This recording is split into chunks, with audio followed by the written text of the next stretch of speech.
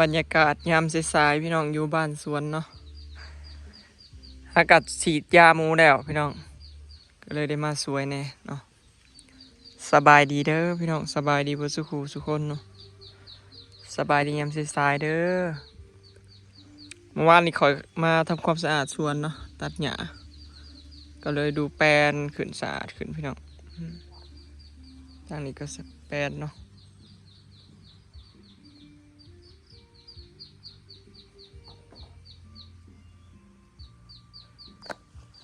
สลอยมาใส่ผุนมือซื่นก่อนกับอีแม่ก็เลยแดดพี่น้องมือนี่หลังจากฝนตกมื้อซื่นก่อน2 มื้อเลยแดดในจักมือตกในจักมือนั่นนี่ก็ไข่เด้ตกคู่มือกับบ่ไหวกันแดดคู่มือกับบ่ไหวเนาะพี่น้องนี่แหละคนเฮามันยังกับบ่ดีเบิดนี่ได้อันนี้มาปล่อยได้ปลารสมาปล่อยพี่น้องจักสลอยเพิ่นได้มาใส่ละว่าสิเอาปล่อยในคลองเนาะคลองใส่ไก่นี่ล่ะได้มาตัวเดียวกับบอยเอาหัวหานมาหัวหานเบิดเดี๋ยวนี้มันกินเปลืองพี่น้องเปลืองได้หัวหานห้าบุมีพักบกนะมันกินเนาะว้ายเฮียดูสะอาดมากพี่น้องบัดนี้บอยเอาใบยางเนาะใบยางเอ็นตัดสั่งมาก็เลยเกี่ยงคักพี่น้องคณะใบเล็กตัดแต่มันติดหินเนาะมันตัดหญ้าอันนี้มันเกี่ยงย้อนว่าเขาตัดอันใบยางเอ็นเลยพี่น้องสะอาดคักเนาะแปลนจะคือแบบย่ามตอนเฮาอันเห็ดคลองใหม่ๆเลยพี่น้องเบิ่งสมัยตะกี้กับตอนนี้พี่น้องตอนเริ่มกับตอนเห็ดแล้ว ต่างหลายเนาะแปลนเบิ่งพี่น้องคันเฮาเห็ดสะอาดมันก็น่าอยู่เนาะบ่หกคือกอนไม้มัน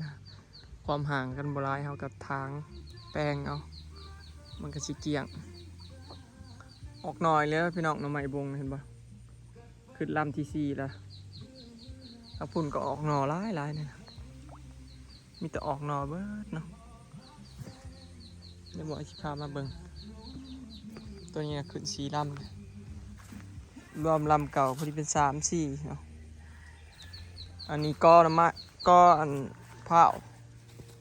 งามตัวนี้ไก่คลองนี่น้ำไม้บงออกหน่อยแล้วนี่ขึ้นเนี่ยเหี่ยวขึ้นกอต้นนี้นะมันบ่ขึ้นเพราะดินทมมันพี่น้องตะกี้บอยคุดขึ้นมามันก็เลยบ่ขึ้นตัวนี้กำลังแตกหน่อพวกนี้โอ้เนาะผู้ใดมักกินแกงหน่อไม้ถือใจแล้วนะพี่น้องปลูกแบบนี้นะอันนี้มะเขือแข้งตัดหญ้าออกมันจังได้ขึ้นเนาะหญ้าบางมันงามอันนี้กำลังขึ้นอันนี้มันอยู่สุดหมู่บอยทางแป้นต้นนี้นะขึ้นดีขนาดใหม่ใหญ่ทางจนแป้นเบิดพี่น้องโบหกเนาะอันนี้อยากเลื้องนำหึมนมกอกเผาต้นเผาเขามี3 ต้นพี่น้องกับอยู่พุด2ปลาข่อยนะกินเบิดแล้วกบผักแหวนมานี่บ้านสวนข่อย2 มุมพี่น้องเบิ่ง2 มุมเป็นได้แปลนงามบ่สะอาดคักเนาะ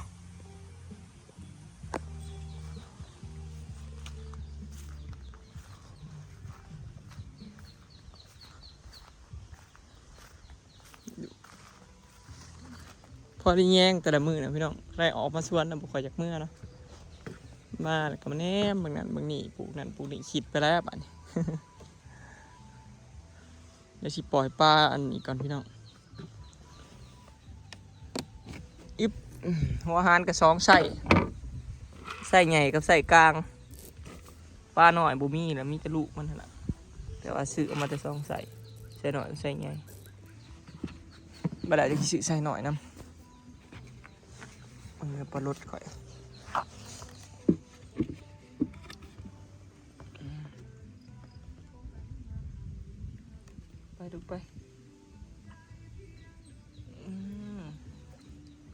แล้ว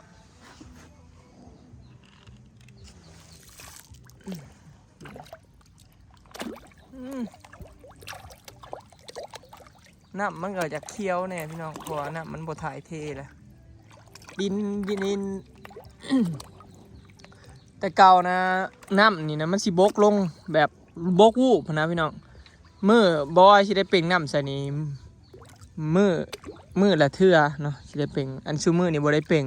เพราะน้ำบ่ยอมลดเห็นบ่ดินมันเริ่มแจบแล้วตะกี้ยังว่ามันซึมออกเดี๋ยวมันบ่ซึมออกซ้ำเห็นบ่2 มือ 3 มือแล้วยังซ้ำเก่าอีกน้ำก็เลยแบบมันบ่ได้ถ่ายเทมันสิได้อาศัยแบบว่าดูดออกแล้วบัดนี้ดูดแล้วเปลี่ยนแล้วบัดนี้สลอยว่าตะกี้เพิ่นอยากสาบได้พอมันน้ำซึมออกซุมื้อนี่บ่ต้องสาบก็ยา1เปลืองงบเนาะต่อไปมันคือสิบ่ซึมบ่เพราะว่าดินมันยังทมใหม่มันยังบ่ทันแจบนะพี่น้องบัดนี้มันแจบแล้วมันก็เลยบ่ยากซึมแม่บัดนี้แต่เก่ายังมาซึมทั่วทีบเนาะบัดนี้คือสิบ่ยากแล้วจะเอาผามาใส่หรือวันในอนาคตจังว่ากันอีกเนาะ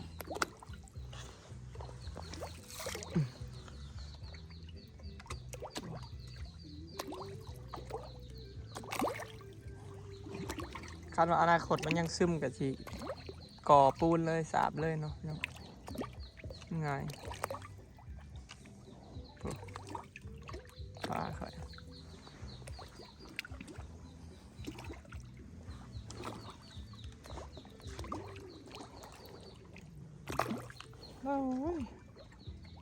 มีแต่ตัวใหญ่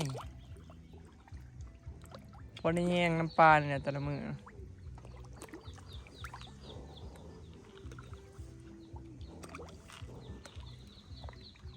ปลาตะเพียนตัวใหญ่เศร้ากินแล้วเนาะเกี่ยวเขาหมดเลยจังสิกินมีแต่มันถ่ายกินอย่างเดียวพี่น้องปลามันบริลอยมากินนะเห็นปะ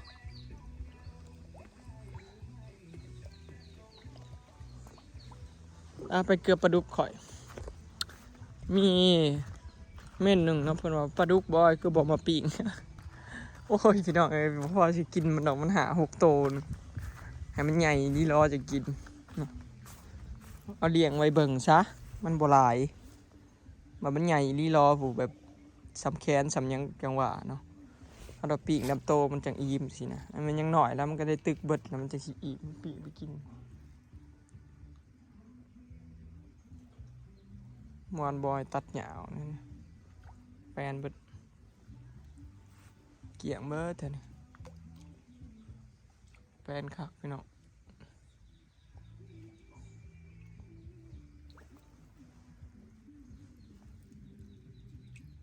เห็นบ่มันก็ตัวใหญ่อยู่พี่น้องแต่ว่ามันยังใหญ่บ่คักตัวมันเป็นปลาดุกพันธุ์เลยมันบ่เป็นปลาดุกบัดคันปลาดุกหน้านะบอยสิปิ้งอยู่อันนี้มันเป็นปลาดุกหน้าเนาะปลาดุกพันธุ์จากพันธุ์ยังแหละแต่ว่ามันตัวใหญ่เนาะยังบ่พอกินพี่น้องก็เลยบ่กินเนาะมันมีบ่หลายคันตึกไปนี่มันก็เบิดแล้วแหละก็ไปกิน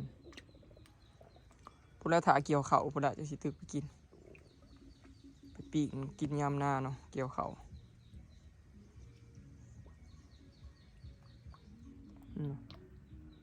ก็พอได้แย่งพอได้เบิ่งนี่แหละพี่น้องอีหยังก็สิมีแต่กินระเบิดเด้อ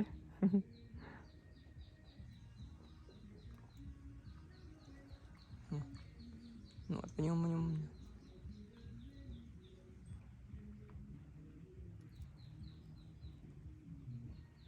อีหยังที่เฮาปลูกหรือว่าอีหยังที่เฮาเลี้ยงนะเฮาบ่ค่อยกินดอกพี่น้องเนาะบ่ฮู้เป็นหยังเป็นเรื่องปกติของมนุษย์เฮาบ่ยามบ่มีนะกิ้วซื้อเขากินตลอดเนาะ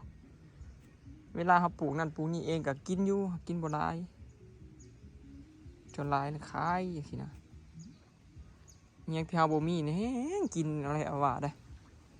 นี่แหละบอกว่าจังมาเฮ็ดสวน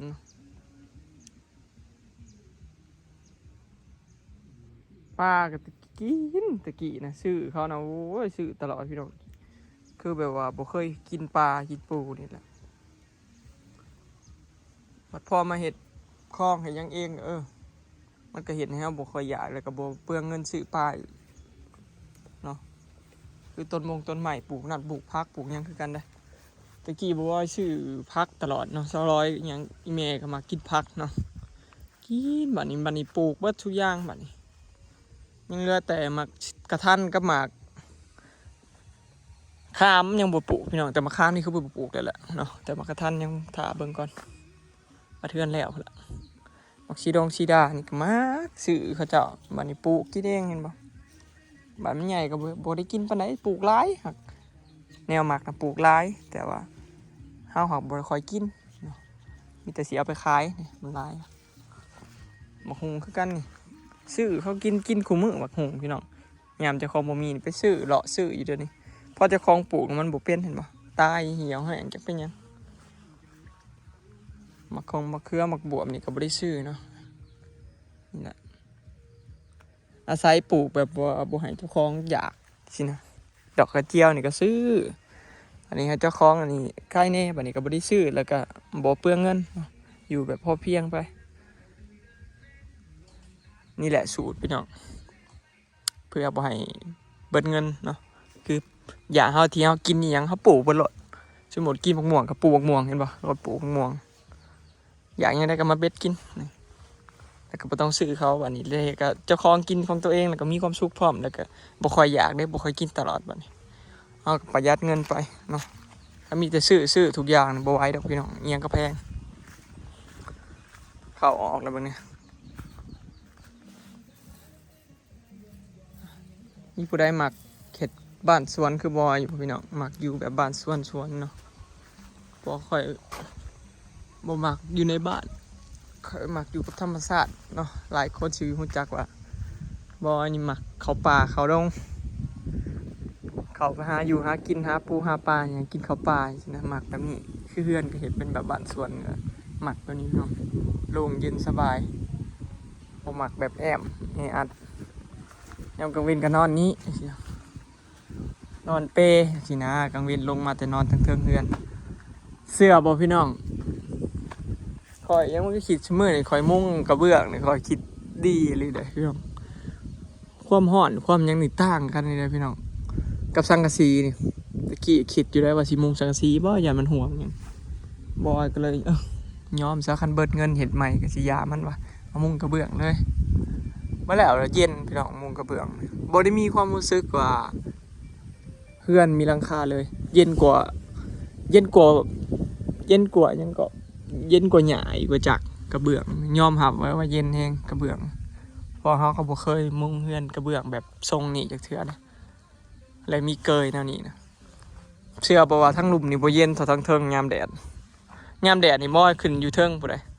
ยามลุ่มนี่ทั้งลุ่มนี่มันเย็นบ่สู้เพราะว่าอยู่เทิงมันมีลมพร้อมแถมหลังคาบ่ร้อนเนาะเย็นกว่าอยู่ลุ่มอีกงึดคือกันอันนี้ฮะก็เคยเจอกับตัวรอบเทศเพื่อนเจ้าของนี่แหละจากได้หูว่าอยู่คิดว่าอยู่เทิงนะฮ้อนกว่าอยู่ลุ่มบ่พี่น้องอยู่เทิงเย็นกว่าอยู่ลุ่มอีกส่วนละทางนั้นก็ยังขี่จัดสันใหม่เนาะมาเทื่อนแล้วเพิ่นละจังสิซื้อกันต้นไม้ประดับมาใส่ทางเขากับเขานี่เนาะค่อยเป็นค่อยไปยามนี้เฮาจะเข็ดอยู่พี่น้องบ่อยากเอาดินเขาเนาะแผนต่อไปแล้วก็เทพื้นคิดว่าพอได้มีบอลอยู่แต่ว่ายามนี้เขาเจ้าบ่มีดินพี่น้องรถเขาบ่แก่แล้วก็หินทรายนี่ก็บ่มีนี่ใครแต่เขามีหินทรายเจ้าของเรือเขาบ่แก่ยามนี้พี่น้องยามนานมันเปื้อนมันลมเลยบ่ได้เฮ็ดเนาะหาแล้วหน้าพุ่นแหละมักสีดาม่วงขอไว้เป็นมากแล้ว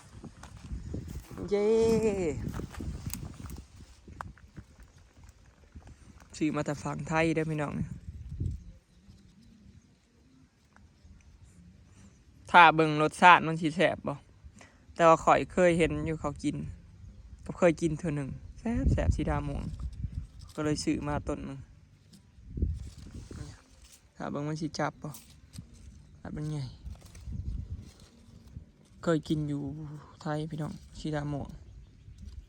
ก็เลยซื้อมาแต่ฝั่งไทย ซื้อมาต้นเดียวเนาะเวลาที่ซื้อมาอีกจะรอไปซื้อสีดาพันธุ์พื้นบ้านมา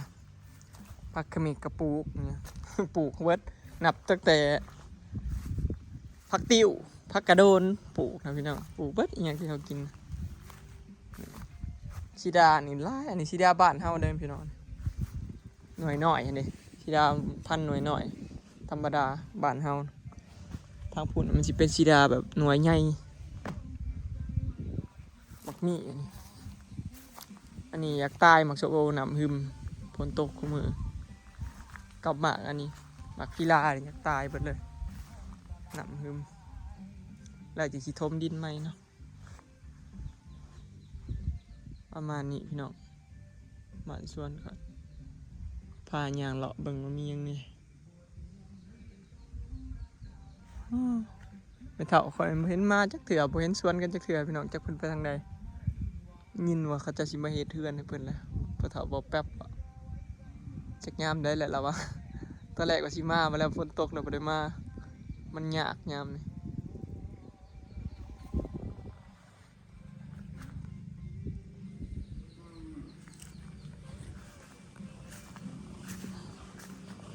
เบิ่งนี่พักขะแยงคอยรถพี่น้องดันด้นไปหาพักขะแยงบ้านเจ๊พอล่ามาปลูกเบิ่งหามาปลูกพักขะแยง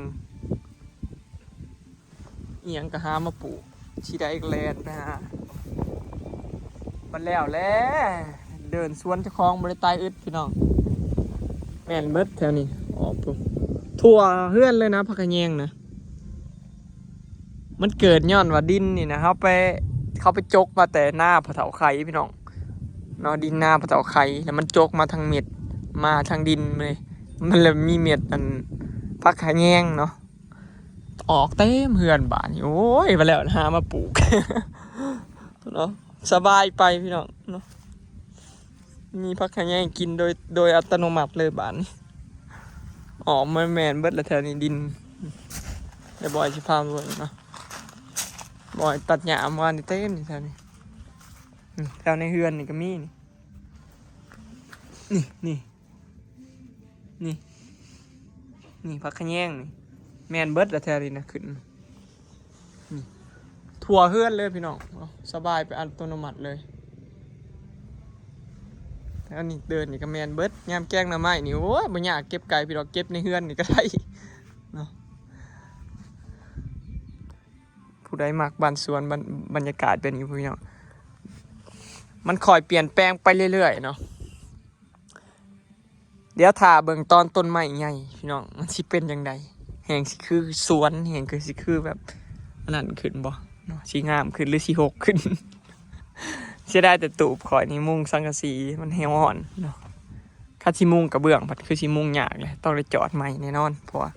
กระเบื้องนี่ขาวมันสิถี่กว่าสังกะสีเนาะบอยไปเห็ดขาวห่างเห็นบ่มันห่างให้เป็นมุงกระเบื้องนี่ต้องเสริมขาวเข้าไปอีกเลยเดี๋ยวสังกะสีเพนี่จังสิใส่กระเบื้องเนาะจังสิเย็นหรือบ่ดีบ่ดีกับสิมุงกันใส่กระเบื้องทับไปเลยเนาะ